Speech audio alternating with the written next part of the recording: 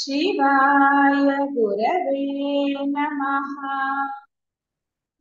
యోగమనగా జీవ బ్రహ్మైక్యం, మనసు ఆత్మ యందు కలయుట, ఐక్యం చెందుట, విలీనమయం అవటం. అటు యోగమును సాధించినట్టి మహనీయుని యొక్క లక్షణము సమస్త ప్రాణులందు తన యందు సమస్త ప్రాణులను వీక్షిస్తూ సర్వత్రా సమదృష్టి కలిగి ఉంటారు.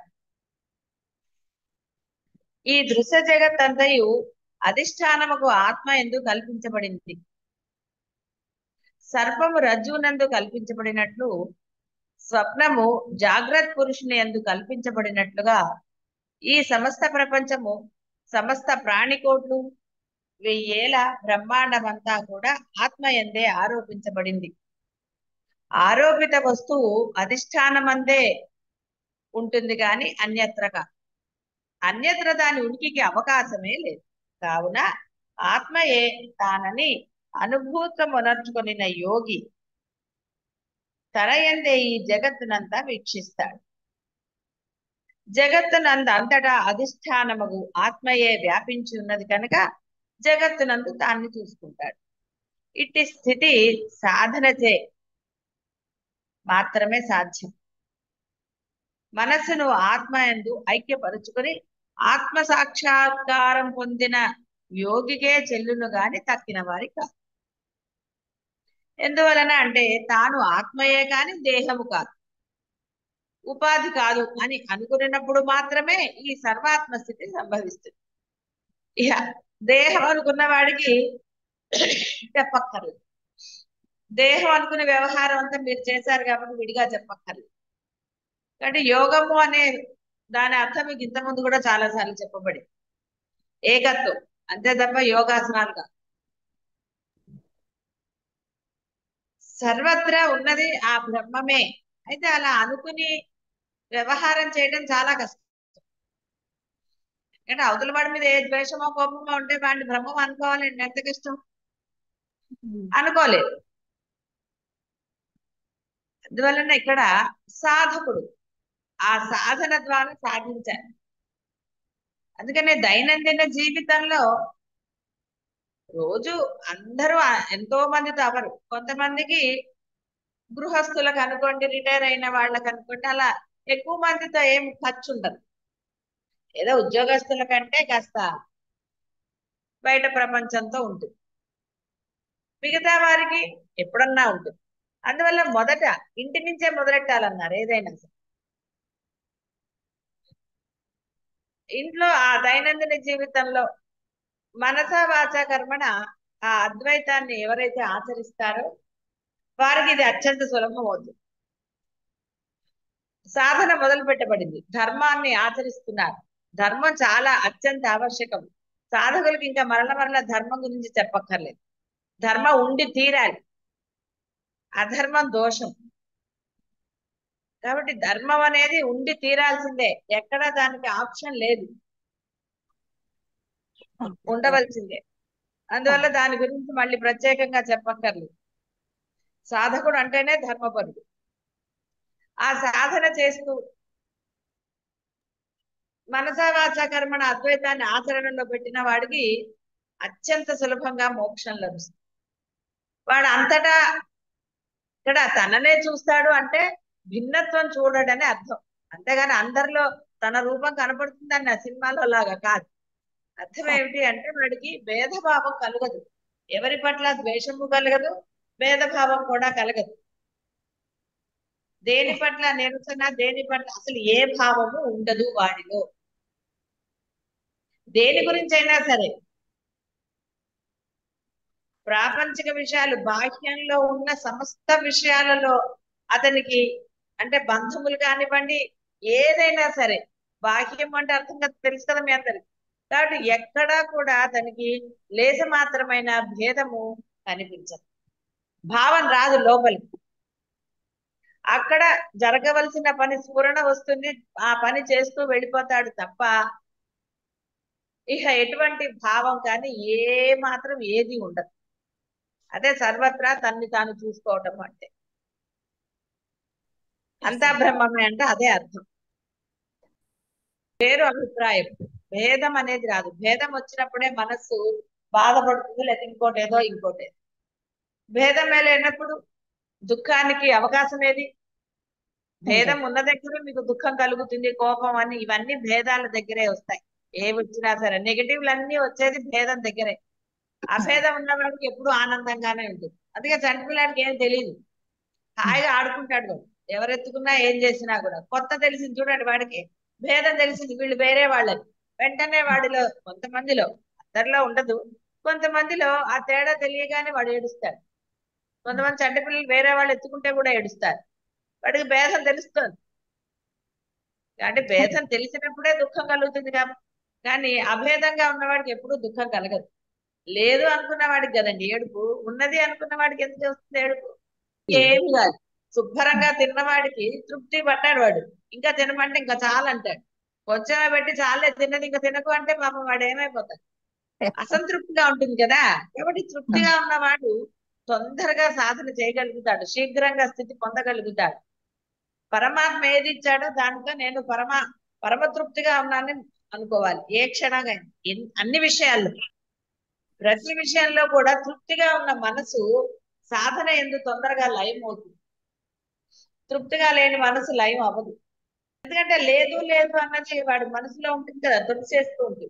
అది ఉంటే బాగుండు, ఇలా ఉంటే బాగుండు, అలా ఉంటే బాగుండు, రకరకాల భావనలు. బ్రహ్మ నియతి అంతే. ఇది ఎలా ఉందో అలా యాక్సెప్ట్ చేయటం నేర్చుకుంటే, భావిస్తే, నేర్చుకుంటే అనే బదులు భావిస్తే, బాహ్య ప్రపంచం అంతా బంధములు గాని విషయములు గాని ఏమైనా సరే ఎలా ఉందో దాన్ని అలా యాక్సెప్ట్ చేయండి అంతే. దానిలో ఎటువంటి పరిస్థితిలో అది ఇది అనకండి. ఇలా ఉంటే బాగుండేది కదా అన్నాగా మొదలైపోయింది భేదం. అందువల్ల అలా ఉండకుండా పరమేశ్వరుడు ఎలా ప్రసాదించాడో దాన్ని అలా యాక్సెప్ట్ చేయండి. అన్నీ ఒకేలాగా ఎప్పుడు ఉండాలని లేదు, సానుకూలం చేస్తాడు ఆయన. నీకు అంతటి పరమాత్మ మీద అంతటి దృఢ విశ్వాసం ఉంటే ప్రతిదీ సానుకూలం చేస్తా. నువ్వు అంత ఉన్నా కూడా అవతల వాళ్ళు కొంతమంది వ్యతిరేకంగా ఉండవచ్చుగాక, దాంతో ఇంకేం పని? స్థిరత్వం పొందిన తర్వాత దాంతో ఏమన్నా పనా? అది వాళ్ళ సంస్కారం వదిలేయడమే. కాబట్టి ఎంత చేయాలో ఆయన అంత చేస్తాడు. కానీ అవతల వాడి కర్మ వాడు అనుభవించద్దు, కాబట్టి వాడు అట్టగే ఉంటాడు. వాడి గురించి అని మీ బుద్ధి మార్చుకోకర్లేదు, మీ సంస్కారాన్ని మార్చుకోకర్లేదు. ఎందుకంటే పూర్ణత్వం రాకముందు ప్రయత్నిస్తే నానా గోల. పూర్ణత్వం వచ్చిన వాడికి అవతల వాడు ఎలా ఉన్నా ఏమీ పర్వాలేదు, ఏ గొడవ లేదు. పూర్ణత్వం ఉంది కాబట్టి పరమేశ్వరుడు ఏ రూపంలో అయినా ఉండగలుగుతాడు, జుగుప్స లేకుండా, ఏదీ లేకుండా. పూర్ణత్వం రానివాడే కదండి విష్ణు శర్మ గాని ఆ వాడు గాని ఇలా ఉంటాడని ఆ దేవుడు అనుకున్నాడు. పూర్ణత్వం రాని వాళ్ళకే భావాలన్నీ, పూర్ణత్వం ఉన్న వాళ్ళకి భావాలు ఉన్నాయా కూడా. కాబట్టి అవతల వాడి యొక్క ఆ సంస్కారానికి వీళ్ళేమి ఇదవరు, వాడి సంస్కారం అంతే. వాడితో ఎలా బిహేవ్ చేయాలి అని వాళ్ళేం అనుకోరు. ఆ సమయానికి వాడికి ఎలా వస్తే అలా చేస్తాడు అంతే. అరిస్తే అరుస్తాడు, కఠినంగా మాట్లాడు, అది వస్తుంది అంతే. అది కావాలని వస్తుందా అంటే దానికి సమాధానం ఉంది. ఇక్కడ బాగా గుర్తుపెట్టుకోవాల్సింది అదే, అంతటా ఉన్నది బ్రహ్మమే అన్న మీ విశ్వాసానికి మీ ఆచరణే సాక్ష్యం. అది దేని పట్లైనా సరే, వస్తువు పట్లనా, బంధువుల పట్లనా, సమస్తము పట్ల మీ వ్యవహారం మీకు తెలిసి లోపల ఉండి వ్యవహారం చేశారా, సహజంగా వచ్చింది ఆ వ్యవహారం. అది కూడా కోపతాపాలు రావచ్చు మీకు కూడా, సాధకుడికి రావద్దని ఎలా అంటారు? వస్తాయి పాపం. కానీ నిజంగా అక్కడ ఆవశ్యకమై వచ్చిందా, లేకపోతే సెల్ఫ్, ముఖ్యంగా తల్లిదండ్రులకు అది చూడాలి. ఈ పిల్లలిద్దరిలో భేదభావం చూపిస్తున్నారా? ఇవి మిమ్మల్ని మీకు మీరు చక్కగా చేసుకోవచ్చు. అసెస్మెంట్ ఏం పర్వాలేదు, మీకు తెలుసు మీ అసెస్మెంట్ ఏంటి. అంటే ఎప్పుడైతే మనసు ఒక దాని ఎందు ఇదైనప్పుడు అక్కడ అన్ని మంచిగానే కనపడతాయి. దగ్గర ఇంకో దగ్గర లగ్నం కానప్పుడు వాళ్ళకి దెబ్బలు పడతాయి. తేడా అంతే, వేరే ఏం లేదు. కానీ అది కూడదు, అది అధర్మం. అందువల్ల జాగ్రత్తగానే ఉండాలి ఎక్కడైనా సరే. అందుకనే సాధన ఎందుకు మనసు లగ్నం అయిపోతే ఈ భేదభావం రాదు. దేహ భావన సంకుచితమైనది. దేహ భావన అంటే భేదభావమే. అది మీ పిల్లల పట్ల చూసినా ఏదైనా దేహంతోటే కదా. వీళ్ళు నచ్చారు వీళ్ళు నచ్చలేదనో మనసులో భావంతో కదండి వాళ్ళ మీద ఇష్టాలు. లేకపోతే ఎందుకు అవునమ్మా. వస్తాయి? వెరీ లో లెవెల్ అన్నమాట. అలా ఉండకూడదు అని. అది పిల్లల పట్ల కూడా జాగరూకతతో ఉండాలి. ప్రతి విషయంలో భార్య పట్ల అయినా భర్త పట్ల అయినా అలాంటి భావాలు కలిగి ఉండరాదు. తాను దేహమే అనుకుని వాడు ఇంకనూ ఆత్మను చేరలేదు గనక వాడు ఏమీ చేయలేడు. వాడికి ఎంతసేపు నానా గోలే. ఎంతసేపు గోలే కదండి. దేవుడి దగ్గర అవును. కూర్చున్నారు అనుకోండి పూజ చేయడానికి, నిజంగా పరమాత్మ మీద మనసు లగ్నమైన వాడు ఏమి పట్టించుకోడు. అదే లగ్నం కాని వాడు ఇదేంటి ఇది ఎలా ఉంది అలా ఉందేంటి అది చేయలేదేంటి ఇది చేయలేదని వాడు ఇక ఇది మొదలవుతుంది. బాహ్యమైన అష్టోత్తరాలు మొదలవుతాయి కానీ పరమాత్మ అష్టోత్తరం ఏం చేస్తాడు వాడు? ఇంకా వాడు చేసినంతసేపు చదువుతూనే ఉంటాడు. అవునవును. చూసారా? ఇక్కడ పరమాత్మ దగ్గర కూర్చున్నాను, పరమాత్మది ఏది ఉంటే అది అని అనుకున్న వాడికి ఏ ఏముండదు. బాధ లేదు. వాడు హాయిగా చేస్తాడు. అక్కడ ఏదైనా బాగాలేకపోతే వాడే శుభ్రం చేసుకుంటాడు, అన్ని చేసుకుంటాడు. అదే అలా కాకుండా అధార్చి చలాయించాలనుకునేవాడు ఇక మొదలు పెడుతూనే ఉంటారు, అంటూనే ఉంటారు. ఇదేమిటి అదేమిటి అలా. ఎందుకంటే అవతల వాళ్ళు ఏం మాట్లాడకపోతే నాలుగు అంటారు కదండి. అని దేహ భావన, భేద భావన కూడదని చెప్తున్నారు. ఏదంటే దాంతో చేయండి. ఆయన రమణ గారు చెప్పినట్టు ఏమన్నా దేవుడు కొడతాడా మంది? నన్ను ఎప్పుడు కొట్టలేదు. ఇప్పుడు ఇది కావాలి అది కావాలి అనలేదు. తెస్తే సరే తేకపోయినా సరే మనసుతో భావన చేసుకున్నా తప్ప నేను ఎప్పుడు ఒక్కసారి కూడా ఎందుకు తేలేదు అనలేదు. మన మనసు ప్రశాంతంగా ఉందనుకోండి దైవానికి బాగా చేసుకోవచ్చు. లేదనుకోండి పొద్దున 3ంటికి లేచిన పూజ ఎందుకు అవుతుంది? మొగుడు తిట్టుకోవటమే సరిపోతుంది. తిట్టుకునే కాడికి పొద్దున 3ంటికి లేవటం ఎందుకు అనవసరంగా. అందుకని చేసుకుంటే ఎప్పుడు చేసినా పూజ అనేది అలా చేస్తే ఆ దైవం అనుగ్రహం కలుగుతుంది. అంతేగాని అక్కడ కూర్చున్నా కూడా అంటే ఒట్టి ఉదాహరణగా చెప్తున్నాను. అది చేసే ఏం లాభం మరి? ఎవరిని తిట్టి మనసు వాళ్ళని తిట్టి పక్కింట్లో లాభం. పూలు కోయలేదు వాళ్ళు కోసేస్తారేమో. అసలు పూజ దగ్గర మనసంతా పక్కింటి గోడ మీద ఉంటుంది. మనం కోసుకుందామా ఎవరు కోసుకుందామా? దేహ భావన సంకుచితమైనది. అట్టి భావన గలవాడు విశాలత్వాన్ని పొందలేడు. ఇంకేం విశాలత్వం వస్తుంది? తేడా జరిగిపోయిన తర్వాత ఇంకా విశాలత్వం ఏం రాదు. నాది నాది అంటాడు. మొగ్గలు కూడా కోసుకెళ్ళిపోతారు కదండి బయట వాళ్ళు వచ్చినప్పుడు. మొగ్గలు కోసుకెళ్ళిపోతారు. ఎందుకంటే మళ్ళీ పొద్దున్న రావాలంటే అందరూ రాలేరు కదండి పొద్దున్నే. అందుకని అసలు రాత్రి సాయంత్రం పూటే వచ్చేసి కోసేసుకుని వెళ్ళిపోతారు. మొగ్గలు కోసేసి నీళ్ళల్లో వేసుకుంటారు. ఇలా రకరకాలు ఎవడి తెలివితేటలు వాడివి. కుర్రకో బుద్ధి కదా. దేహమునకు మధ్య అతడు భేదాన్ని చూస్తాడు. భేదమే స్పర్ధకు అశాంతికి కారణం. ఆత్మభావన కలవాడు ఉపాధులందు భేదాన్ని చూడక అంతయు ఆత్మగానే చూస్తాడు. అట్టి వానికి ఇక పరప్రాణి ఎడల ద్వేషం ఉండదు. అంతయు తన ఆత్మయే, తన దేహమే, తన మనస్సే అనుకున్న వానికి మాత్రమే పూర్ణ దయ, పూర్ణ కరుణ, పూర్ణ ప్రేమ కలుగుతాయి.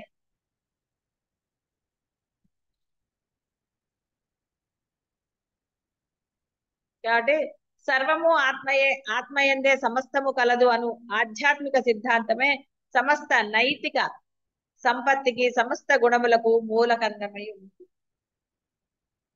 కాబట్టి నా వాళ్ళు నా పిల్లలు నా నా నాన్న అనుకున్నప్పుడల్లా భేదం లేదా?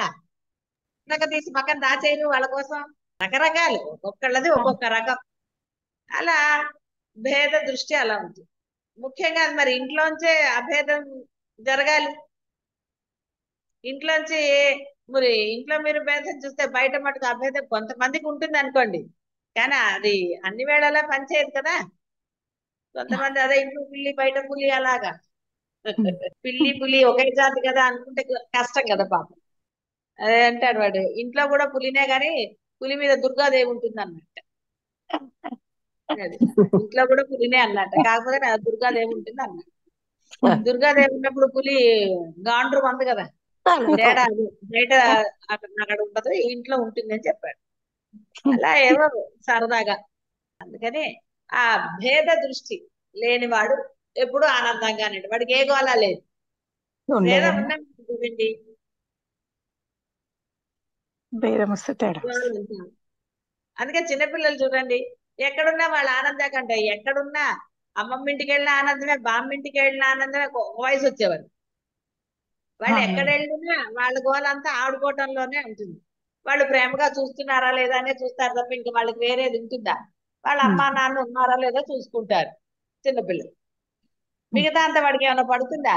వాడికి ఏ గోల లేదు, వాడు ఆనందంగా ఉంటాడు. ఎందుకంటే వాడికి ఏం భేదం లేదు. అవును. వాడికి వాడి ఆటలు, వాడి ఆకలి అంతే కదా. వాడికి ఇంకో అవును. ప్రపంచం తెలియదు, హాయిగా ఉంటాడు.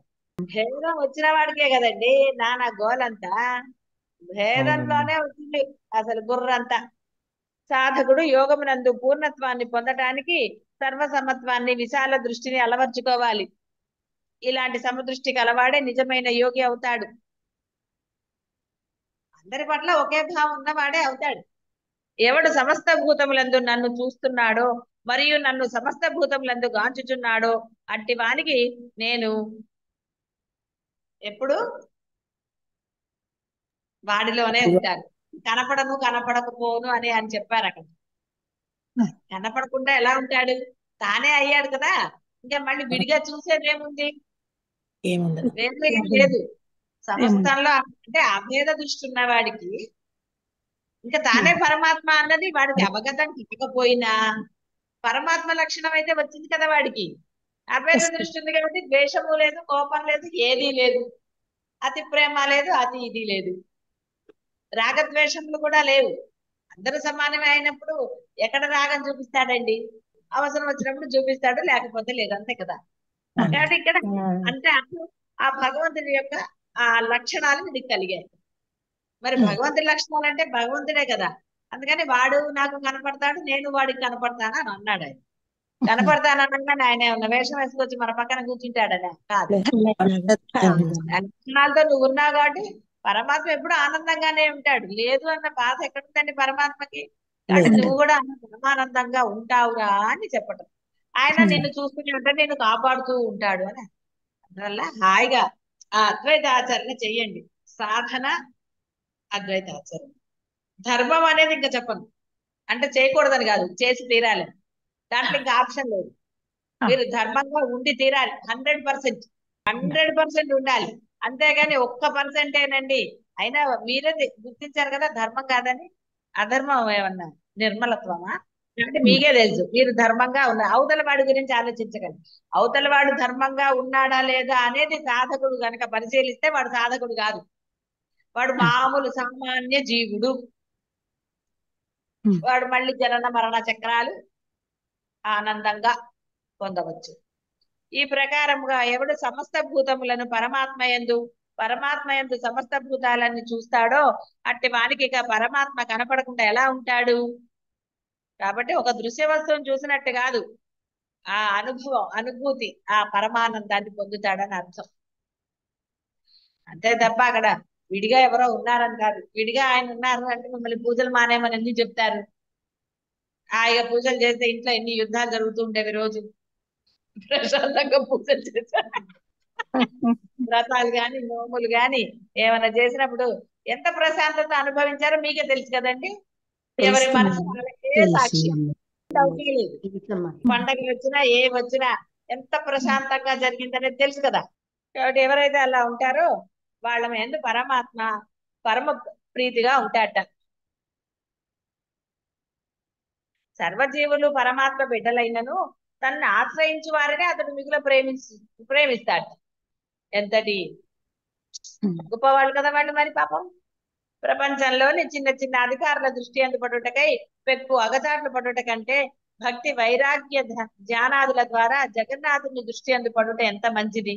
వారి అనుగ్రహం పొందవచ్చు కదా. ఆ బయట వాళ్ళని తీసుకున్న తర్వాత ప్రమోషన్ ఇవ్వకపోతే చేసేదే లేదు, ఏమంటాం తప్ప. ప్రమోషన్ ఇస్తాడేమో అని వాడికి గిఫ్ట్లు ఇచ్చి కాబట్టి వాడి ఇంట్లో పనులన్నీ చేశాడు అనుకోండి, ఆ తర్వాత వాడు ఇవ్వలేదు అనుకోండి, ఏం చేస్తాడండి? ఏడవడం తప్ప. అందుకని ఎందుకండి హాయిగా పరమాత్మని చేస్తే వాడి మనసులోకి మార్చి వీడికి ప్రమోషన్ ఇచ్చేదైతే ఇస్తాడు కదా, లేదా వేరే ఉద్యోగం అయితే ఇస్తాడు కదా. అందుకని అయితే పరమాత్మకి స్వార్థ బుద్ధి అంటే ఏమీ లేదు. ఎందుకంటే దాన్ని మీరు కూడా పిల్లలు ఎవరు చెప్పిన మాట వింటారో వాళ్ళ పాటనే కదా సరిగ్గా ఉంటారు. అంటే ధర్మంగా ఉన్న వాళ్ళ సంగతి నేను చెప్తున్నాను. అంటే ఒకళ్ళ మీద ప్రేమ ఎక్కువ ఒకళ్ళ మీద లేదనుకోండి, వాళ్ళు మంచిగా మనకు మీరు ఉంటారా? ధర్మం గురించి చెప్ప ధర్మంగా ఉన్నప్పుడు మీరు ఇంట్లో వాళ్ళతో 100% వాళ్ళు మంచి పని చేస్తే మీరు వాళ్ళని మెచ్చుకోరు. మెచ్చుకుంటారు. లేకపోతే మెచ్చుకుంటాం. ఎందుకంటే చూసావులే అని అంటారు. అహంకారం. అవును. తండ్రి ఉన్న అహంకారం, తల్లి ఉన్న అహంకారం, తాత వీళ్ళందరూ అంతే కదండి. మా అమ్మలు అమ్మమ్మలు అమ్మమ్మలు మరి నాకైతే అమ్మమ్మలు అంటారు అంటే నేను కొంచెం నమ్మనంత. ఎందుకంటే పాప అమ్మమ్మలు చాలా ప్రేమగా ఉంటారనే చూశాను. సరే, అందరు అమ్మమ్మల సంగతి నాకు తెలీదు. సరే, రకరకాలు అనుకోండి, దాని గురించిన వివరణ ఎందుకు కానీ. కాబట్టి పరమాత్మ తనను ఆశ్రయించిన వాళ్ళకి, అంటే తన పట్ల తన లక్షణాలు కలిగి ఉన్నవారు ఆశ్రయించిన వారికి అంటే ఏంటండి, రోజు కూర్చుని గోవింద గోవింద అంటమా, పక్క వాళ్ళని తిడుతూ ఇంట్లో వాళ్ళ మీద అరుస్తూ, అది కాదు. ఆయన ఆశ్రయించిన వారిని అంటే తన లక్షణాలతో ఎవరైతే వ్యవహరిస్తూ ఉంటారో, నీవు తప్ప అన్యధనము లేదని అంటారో వారి పట్ల అనే అర్థం. వ్యవహారమే చూస్తాడు ఆయన, కూడా ఆచరణ చూడకుండా ఆయన ఏమి చేయడు. ఆయనకేమో అలాంటి భేదభావాలు లేవు. ఎవరైతే తన లక్షణాలతో ఉంటారో, నీవు తప్ప అన్యధనము లేదంటారో వారి పట్ల ప్రీతిగా ఉంటాడు. అదే భక్తులను ఎందుకు రక్షిస్తాడండి ఆయన? పని పట్ల రక్షిస్తాడు. వాడు నీవు తప్ప అన్యధనం లేదు అన్నాడనే కదా అవునమ్మా. పిల్లవాడిని మట్టిని తొక్కిన ఎందుకు రక్షించాడండి? తన యొక్క నామ సంకీర్తన చేస్తూ అతను బాహ్య ప్రపంచాన్ని మర్చిపోయాడు కాబట్టి. అంతేకాని కావాలని లేదు ఆ పరమశం అనుకుంటూ తొక్కితే అప్పుడు రక్షిస్తాడా? అంటే భేదభావం ఉన్నప్పుడు ఆయన ఎందుకు రక్షిస్తాడు? వాడు అభేద దృష్టితో ఆయన్ని కీర్తించాడు కాబట్టి అతని అప్పుడు పరమాత్మ రక్షించి తీరాలి కాబట్టి రక్షించి తీరాలి. భేదం అదే. అంతేగాని కేవలము అవేవో మనం సినిమాలు చూసేసి ఏదో అనుకోక్కర్లేదు కదా. డబ్బు వాడినా శిక్ష వేసి రక్షించాడు, తన కోసమే వాడాడు కాబట్టి రక్షించి తీరాలి. అధర్మం ఉంది కాబట్టి శిక్షించాడు కదా. శిక్షణ చేసి తర్వాత మళ్ళీ రక్షణ చేశాడు. మళ్ళీ ముట్టుకున్నాడు కదా, రక్షించవమ్మా అని మళ్ళీ రికమెండేషన్ చేశాడు కదా వాళ్ళ ఆవిడతోటి. ఇవ్వవమ్మ మీ ఆయనకి, చూడు ఎలా చేశాడు. అయితే మీరు జోగ్గా అక్కడ రికమెండేషన్ పనిచేసింది అనుకోకర్లే. మళ్ళీ అభేదం. భార్యాభర్తలు శుద్ధిగా ఉంటారా? ఎవరు లేరు. ఈయనే ప్రార్థన చేశాడు అంతే. సర్వ జీవరాశులలోను సాధన ద్వారా పరమాత్మను, పరమాత్మ యందు సర్వ జీవరాశులను చూస్తున్నట్టు అనుభవాన్ని సంపాదించుకుంటే చాలు. భగవత్ కృప అంటే అనుగ్రహం అతనిపై వర్షిస్తుంది. అలా కాక భేద బుద్ధి, డిఫరెన్సెస్ కలిగి ఉండి వారికి అది ఎన్నటికీ లభించదు. పరమాత్మ ఎందుకు ఇచ్చేస్తాడండి? అందుకని పూజ చేసేటప్పుడు ప్రశాంతంగా చేయాలి. వీళ్ళని తెచ్చి పక్క వాళ్ళని తెచ్చి ఇంట్లో వాళ్ళని తెచ్చి అన్ని చేస్తే ఆయన అక్కడ ఆయనకు భయం వేస్తుంది. అందుకని ఆయన వెళ్ళిపోతాడు. వీడు తిడుతున్నాడు, నన్ను తిడుతున్నాడో తెలీదు, వాళ్ళని తిడుతున్నాడో తెలీదు, అనవసరంగా ఎందుకు వచ్చింది లేని ఆయన వెళ్ళిపోతాడు. ఎందుకంటే ఆయన తిట్లు వెళ్ళలేడు పాపం. ఆయన ఎక్కడ వింటారండి తిట్లు మీరు? అందుకని ప్రశాంతంగా పూజ చేస్తే అనుగ్రహాన్ని ఇస్తాడు. కాబట్టి దేవుడు ఎక్కడున్నాడు అన్న ప్రశ్న కలుగుతుంది. అంటే మామూలు వాళ్ళ గురించి కూడా చెప్పారు. చిన్నపిల్లలు అడుగుతారు కదా, ఒట్టిగా వాళ్ళు కొంచెం చేయరా అంటే ఎక్కడున్నాడు, ఎవరికి పుట్టాడు, ఇలాంటి కొన్ని ప్రశ్నలు పిల్లలకు వస్తాయి పాపం. ఏ జనరేషన్ వాళ్ళకి వచ్చాయి, ఈ జనరేషన్ వాళ్ళకి రాలేదు అనడానికి లేదు కదండి. ప్రతి జనరేషన్ లోనూ కొంతమంది ఉంటారు. దేవుడు ఒక చోట దేవుడు అంటే ఇక్కడ మళ్ళీ మీరు కృష్ణ పరమాత్మ, శివుడు, విష్ణుమూర్తి కాదు, ఆత్మ పరమాత్మ మాత్రమే. అదే బాగా గుర్తుపెట్టుకోండి. ఒక చోట మాత్రమే కాదు, సమస్త చరాచర ప్రాణికోట్ల యందును నివసిస్తున్నాడు. పరమాత్మ లేని చోటు లేదు. పాలలో వెన్న వలె, పుష్పమాలలో దారం వలె, నువ్వులలో నూనె వలె, ఇలా చెరుగ్గడ ఎందు రసం వలె పరమాత్మ. అవి కూడా ఎందుకు చెప్పారంటే వాటిల్లో ఉన్నది వేరే అనుకుంటారేమో అని. సమస్తం అన్నీ అర్థమైపోయాయి. కానీ ఇవన్నీ తినే వస్తువుల్లో అంటే తినే వస్తువుల్లో కూడా ఆయనే ఉన్నాడండి. అందుకనే శుచి శుభ్రంగా చేసుకుని తినండిరా, ఎక్కడ పడితే అక్కడ ఎవరు పడితే వాళ్ళు చేసింది తినకండిరా అన్న. వాటిలో లేడా అంటే వాటిల్లో కూడా ఉంటాడు ఆయన. కానీ చేసేవాడి బుద్ధి అందులోకి వచ్చింది కదా. గదిలో మీరు నీట్ గా చేయలేదు అనుకోండి, తినగలమా? అందుకే హోటళ్లలో కిచెన్ కనపడియరు. వాడు అక్కడ చేసేది చూస్తే మీరేం తింటారండి? అది అందుకని అంతటా వ్యాపించి ఉన్నాడు. కాబట్టి సర్వ ప్రాణులు భగవత్ స్వరూపులేని తలంచి ఎవరికి నీ అపకారము చెయ్యరాదు. ప్రాణికోట్ల ఎడల దయ కరుణ కలిగి ఉండాలి. వానికి హితము ఆచరించాలి. అది ఏ మాధవ సేవ. కాబట్టి మాధవ సేవ అంటే మీరేం జాన్పూచుగా చేయక్కర్లా. హాయిగా మీ దగ్గరకు వచ్చినప్పుడు ఆ సహాయం చెయ్యండి. వాళ్ళు చేయకుండా నాకెందుకులే అని వచ్చేయకూడదు. మీ ఎదురుకుండా అంటే వచ్చింది అంటే పరమాత్మ నీ వల్ల జరగాలి కాబట్టి ఒక సహాయమో ఒక ఏదో ఒకటి నీ దగ్గరికి పంపించారు కాబట్టి మీరు చెయ్యాలి. జరిగింది చేస్తారు. చేయలేని ఏం చేస్తారు? నన్ను పట్టుకున్నారు, అమ్మవారు ఎందుకు పంపించిందో తెలీదు, పంపించింది, మన సాధన అయిన సాయం చేస్తున్నాం అంతే కదా. వాళ్ళు మన దగ్గరికి వచ్చారు కానీ మనం వెళ్ళి మేము చేస్తాం అన్నారా? కాబట్టి వానికి హితం ఆచరించాలి. మాధవ సేవ. ఏ ఉపాయం చే మనుషుడు పరమాత్మ యందు స్థితిని సంపాదించుకోవాలి అంటే కేవలం సాధన తప్ప అన్య శరణము లేదు. సర్వత్రా ఒకే పరమాత్మ వ్యాపించి ఉన్నారని అభేద జ్ఞానం సేవించువాడు ధ్యానించువాడు తుదకు వారినే పొందుతాడు.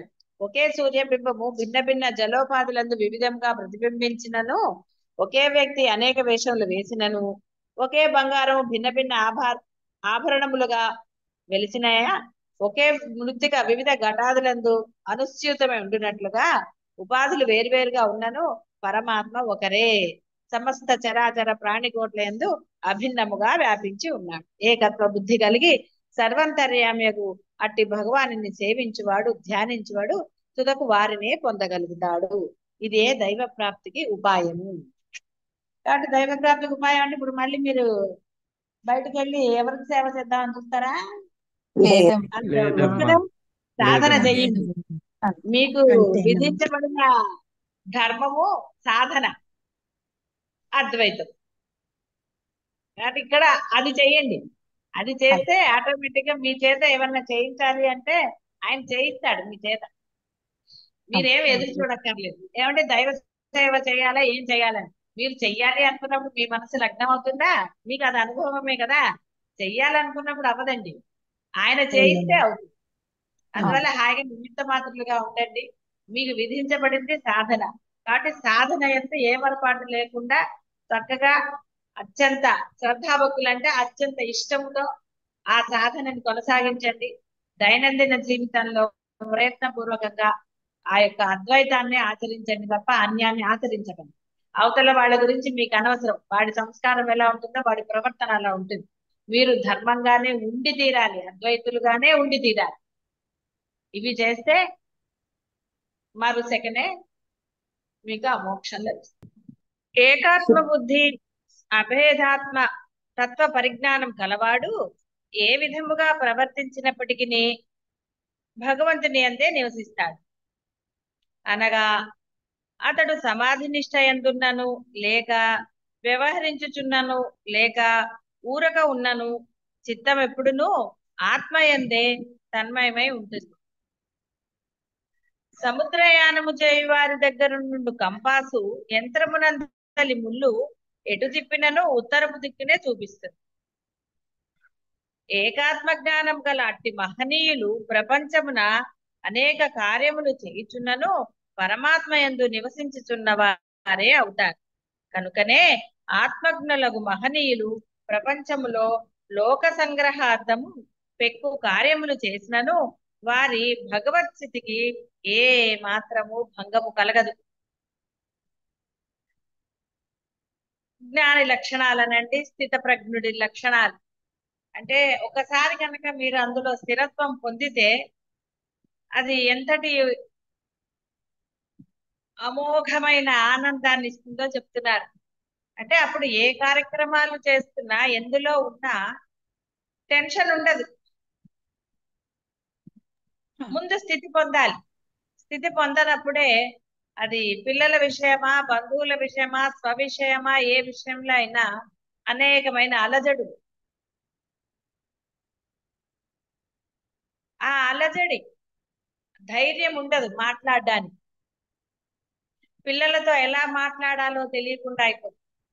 ఏం చెప్తే వాళ్ళు ఎలా రియాక్ట్ అవుతారని భయపడతారు. ఇలా రకరకాలు. అక్కడ మళ్ళీ ధర్మం పట్ల కూడా అనుమానాలు వస్తూ ఉంటాయి. ఇది ధర్మమా కాదా అని.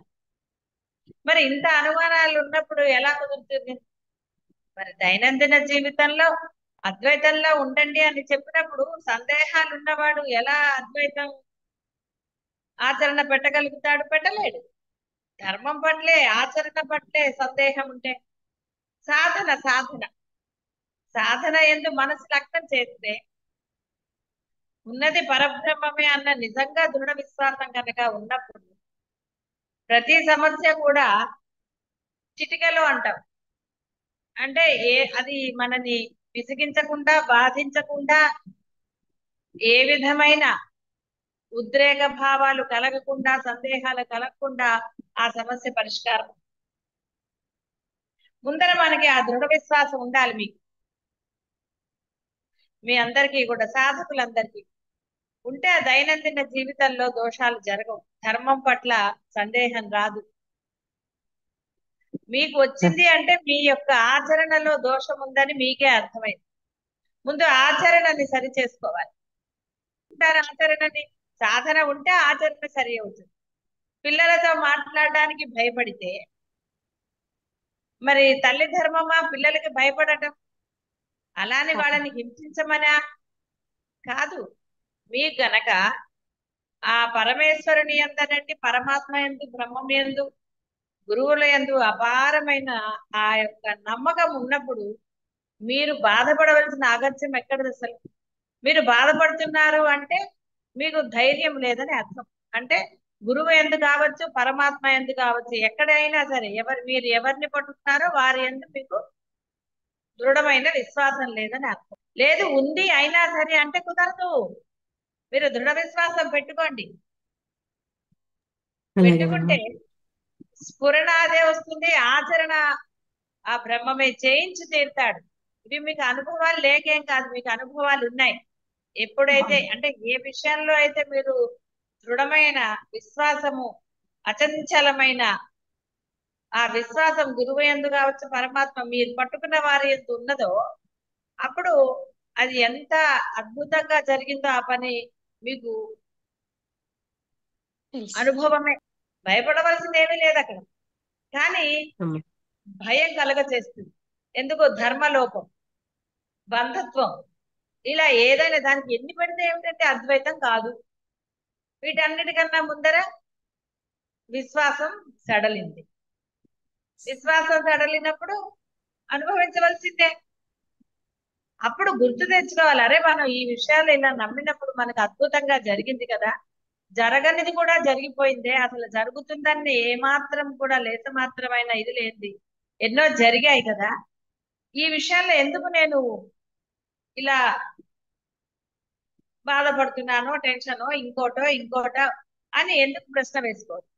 ప్రశ్న వేసుకుంటే సమాధానం మీ దగ్గరే ఉంది. కాబట్టి ధర్మం పట్ల ఇన్నిటి పట్ల ఒక్కటే ప్రాబ్లం అనుకుందాం. అది ప్రాబ్లమే కాదు మామూలుగా.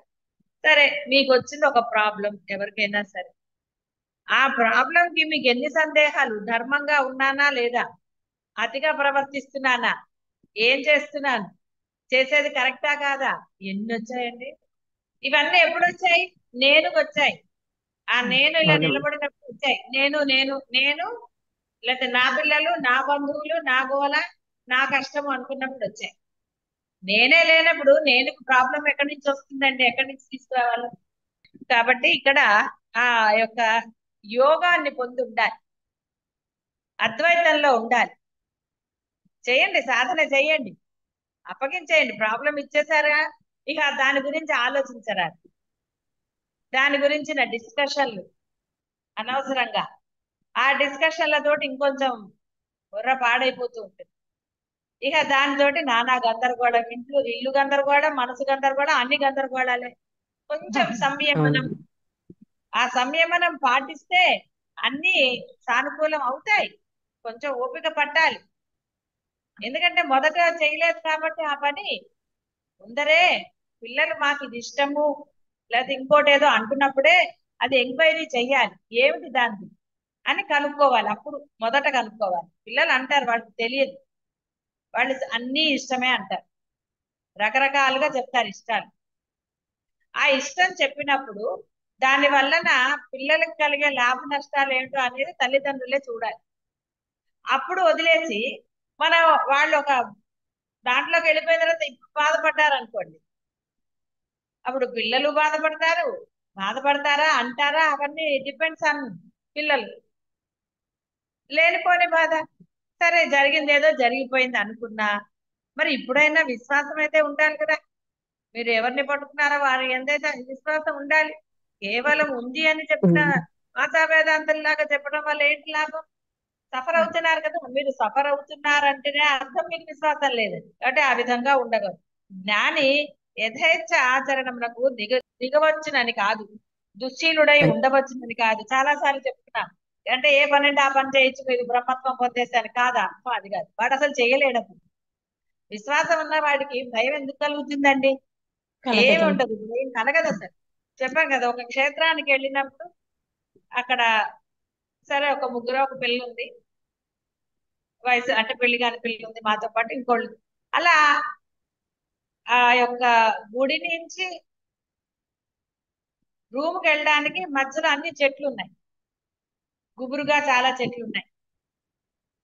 మనసులో ఒక చిన్నగా ఏమనిపించా, అయ్యో వయసులో ఉన్న పిల్లతో వెళ్తున్నామే, వేరే వాళ్ళు ఎవరు లేరు ఆ రోజు అంత క్షేత్రంలో. గుళ్ళో అంతమంది జనం ఉన్నారు, గుడి దగ్గర అంతమంది ఉన్నారు, ఆ దారిలో ఎవరు లేరు చూడండి విచిత్రం. అలా ఒక్కసారి వెళ్ళి సగం దూరం వెళ్ళి మళ్ళీ వెనక్కి వచ్చి మళ్ళీ వెళ్ళి నేనే అన్నాను, వద్దు వెళ్ళొద్దు ముందుకి, ఏమిటి ఇంత చీకటిగా ఉంది, స్ట్రీట్ లైట్స్ కూడా లేవు అనుకుని మళ్ళీ. అప్పుడు 2 సార్లు తర్వాత, చాలా సంవత్సరాలు అయిందిలేండి ఇది జరిగి, ఇప్పటిది కాదు, ఓ 20 ఏళ్ళల్లో అయ్యింది.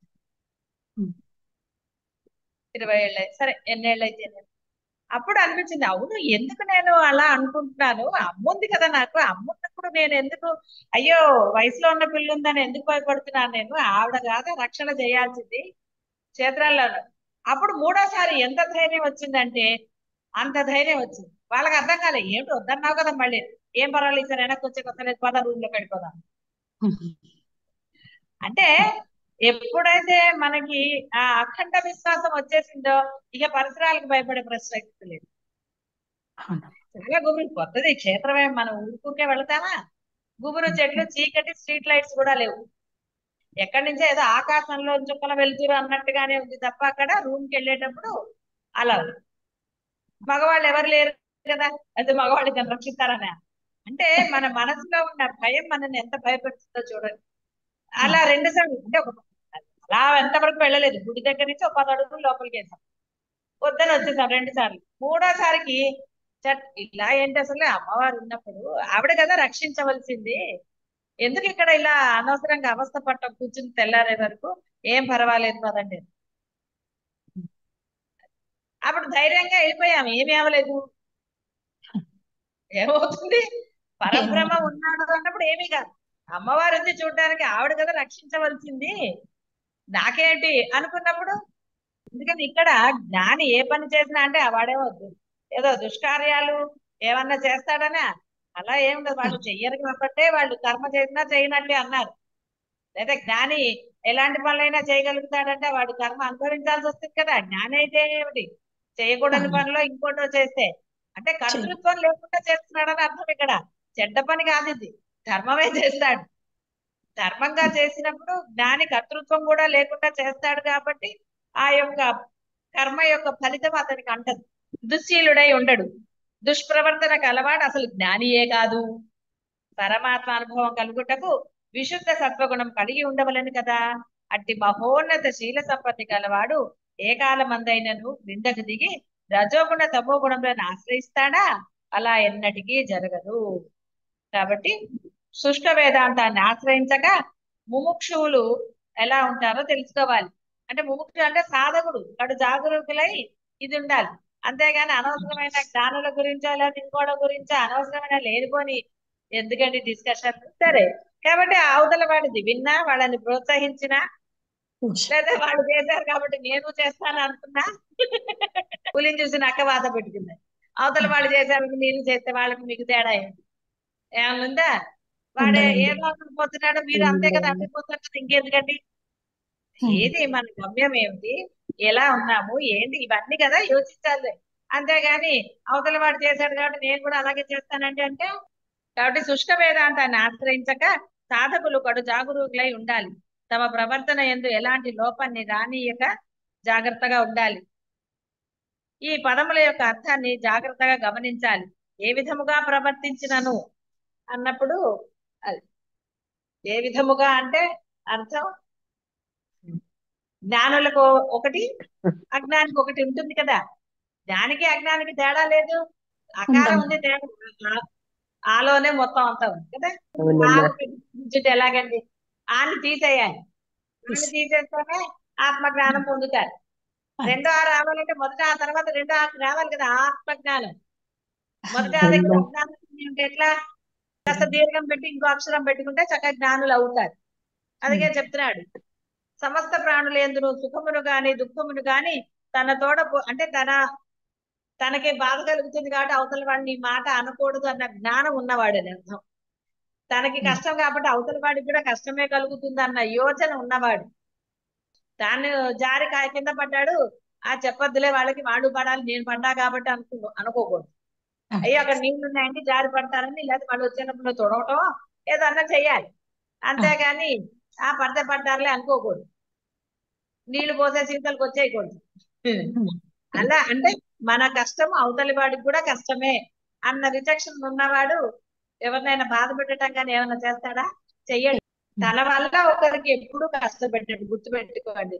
నిజంగా ఉత్తముడు శ్రేష్ఠుడు అయిన వాడు తన మాట వల్ల గాని చేత ఇంకొకరికి ఇబ్బంది కలిగించడు, దుఃఖ పెట్టడు, బాధ పెట్టడు. బాగా గుర్తు.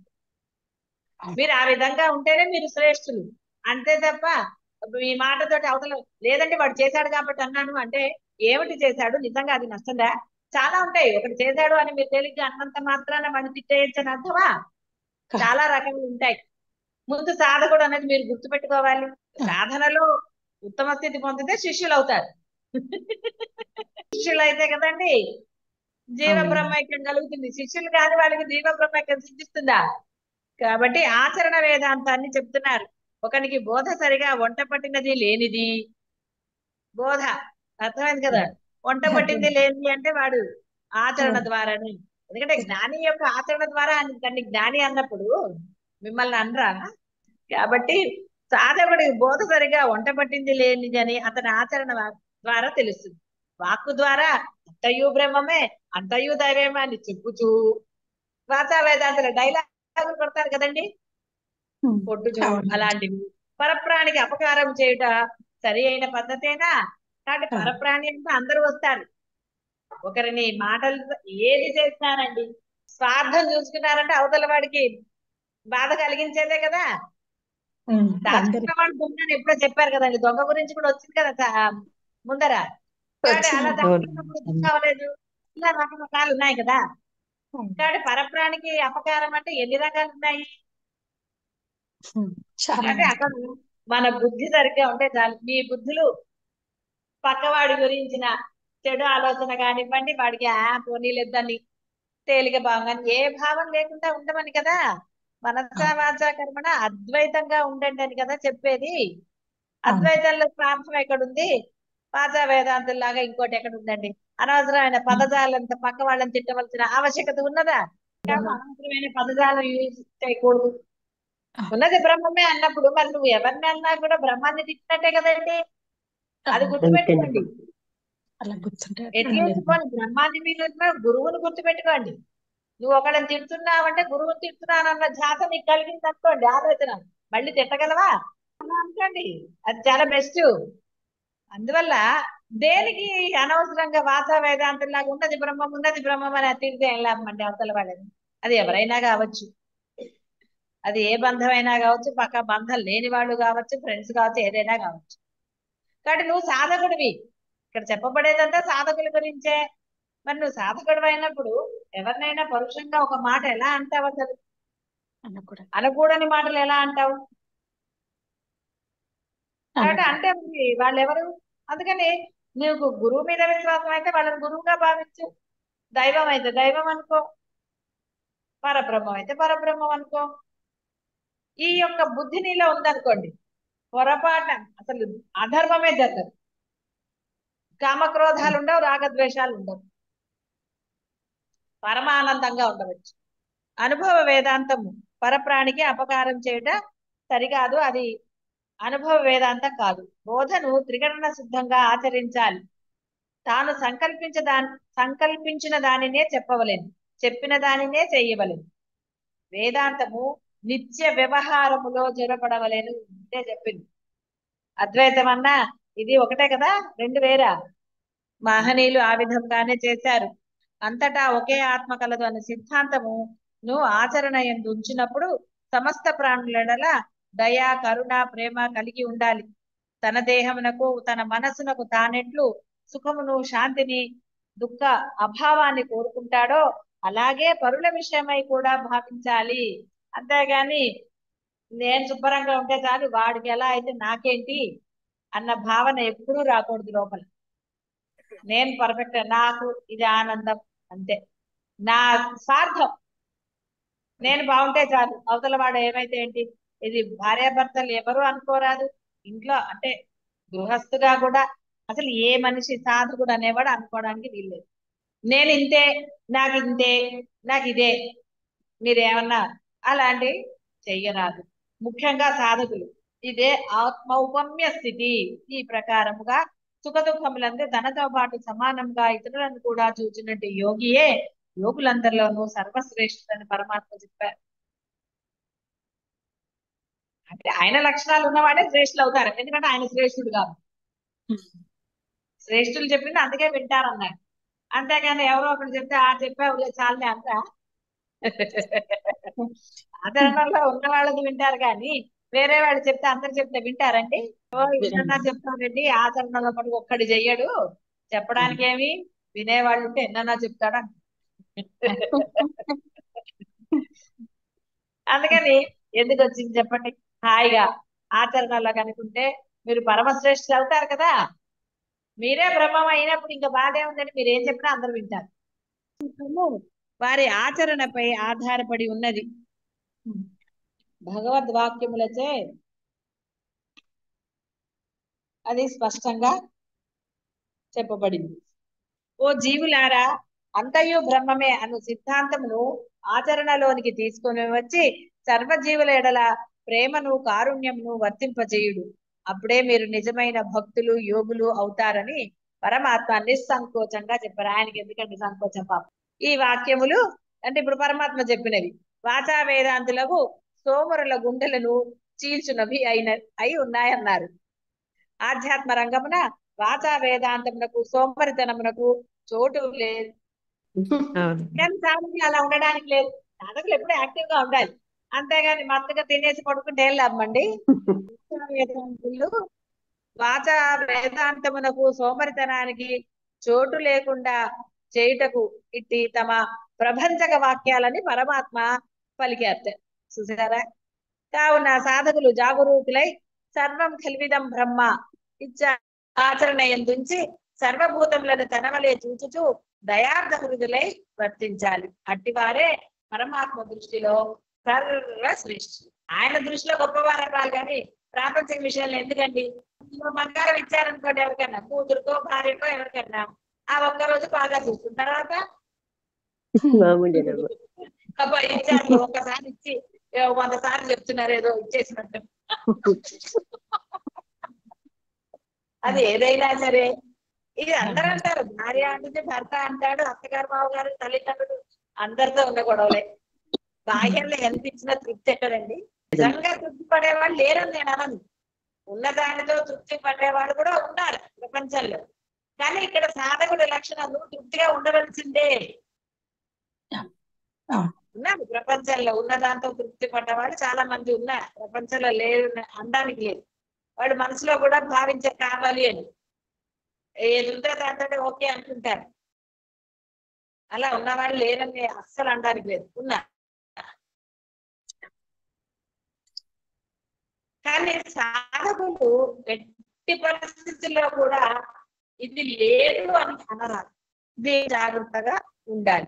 శిష్యుడు గురువు వద్ద తన హృదయమును తెరిచి మాట్లాడవలెను, ఏది కప్పిపుచ్చకూడదు. వైద్యుని యుద్ధ రోగి తన పరిస్థితి ఉన్నది ఉన్నట్లు చెప్పవాలనే కానీ దాపరికం ఉంచరాదు, లేకున్నా విపరీత పరిణామాలు కలగవచ్చు.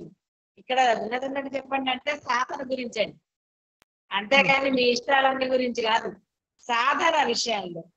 ఇక్కడ అర్జునుడు ఒక ప్రశ్న అడిగాడు, అందుకని చెప్తున్నాడు అనమాట. కాబట్టి ఏదైతే బోధ జరుగుతుందో మధ్యలో సందేహం రాగానే అడిగాడు, నేను చేయలేకపోతున్నాను ఎలాగ కృష్ణ అని. అందుకని దాని గురించిన ఎక్స్ప్లెనేషన్. కాబట్టి సాధకుడు అనేవాడు తన యొక్క ఈ ఆచరణలో యొక్క కష్టాలు బాధలు అవి ఏమన్నా చెప్పుకోవాలి. తన అంతరంగిక భావాన్ని హృదయాన్ని విప్పి చెప్పినప్పుడే శిష్యుడు గురువు వలన సత్ఫలితాలను పొందుతాడు, ఆత్మోన్నతిని పొందుతాడు. అర్జునుడు సశిష్యుడు కనుకనే తన హృదయాన్ని విప్పి భగవాన్ ముందు ఉంచాడు.